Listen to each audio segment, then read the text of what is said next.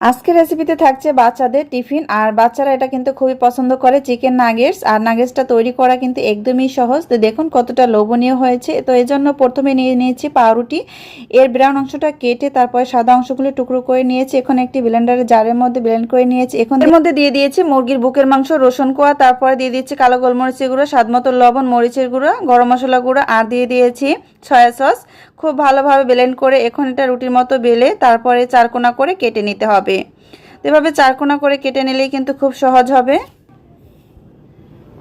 ঠিক এভাবে কেটে নিলেই হবে। অন্যদিকে একটি বাটির মধ্যে দুটি ডিম নিয়ে নিয়েছি আর সামান্য পরিমাণে একটু লবণ ফেটে নিয়েছি। আর এখানে নিয়ে নিয়েছি ব্রেড ক্রাম্বস। ডিমের ভিতরে কোট করে তারপরে দিয়ে দিচ্ছি ব্রেড ক্রাম্বসের ভিতরে। এই যে খুব সহজেই কিন্তু নাগেটসগুলি এভাবে তৈরি হয়ে যাবে। তো আমি দুইবার কোট করে নিয়েছি। এখন হচ্ছে এগুলিকে তেলে ভেজে নিব। আর তেলে ভেজে নিলেই কিন্তু খুব সহজেই এই চিকেন নাগেটসগুলি তৈরি হয়ে যাবে। এটা বাচ্চাদের স্কুলে আপনারা ঝটপট তৈরি করে দিতে পারেন।